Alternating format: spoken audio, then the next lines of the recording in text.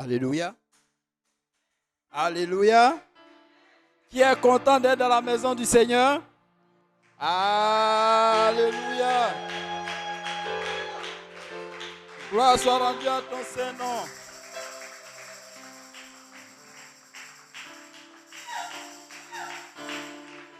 Amen. Amen. Ouais, je considère que ça c'était pour moi. Maintenant on va faire pour l'Éternel. Amen. Alléluia. Faites ça bien là même. Alléluia. Est-ce que le Seigneur est assis sur son trône? Oh, alléluia. Gloire soit rendue à ton Saint-Nom, Seigneur. Merci, Seigneur.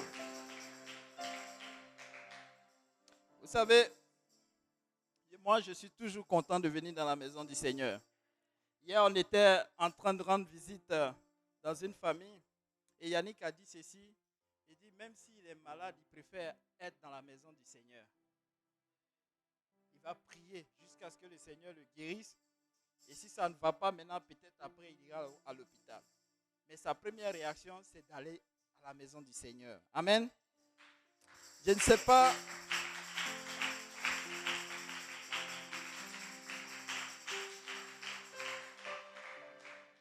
Aujourd'hui, en ouverture du service,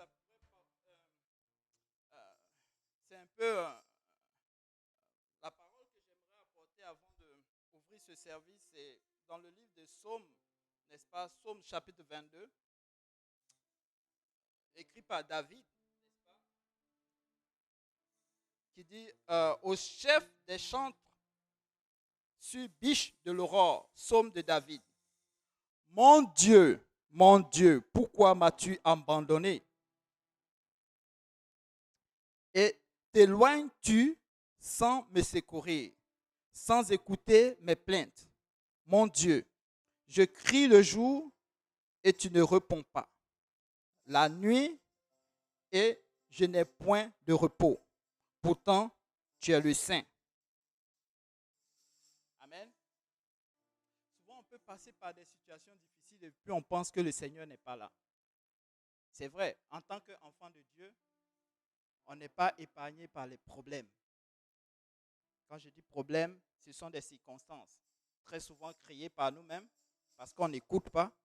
Ou souvent aussi, c'est des choses que le Seigneur, n'est-ce pas, nous laisse rencontrer, n'est-ce pas, pour que nous puissions nous détourner, n'est-ce pas, de la voie que nous avons prise.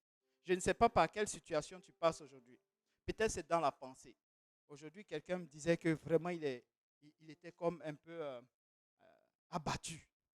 Lorsqu'un frère l'a appelé hier, ça lui a remonté un peu le moral. Amen. Alléluia. Mais ce soir, alléluia, David aussi, il passait par une situation difficile. Peut-être c'est lui, peut-être c'est quelqu'un d'autre, mais il nous annonce ça dans ce psaume. Cette personne passait par une situation difficile. Mais dans le verset 5, dans le verset 4 qui continue, il dit, tu sièges au milieu des louanges d'Israël. Ça, c'était dans l'Ancien Testament.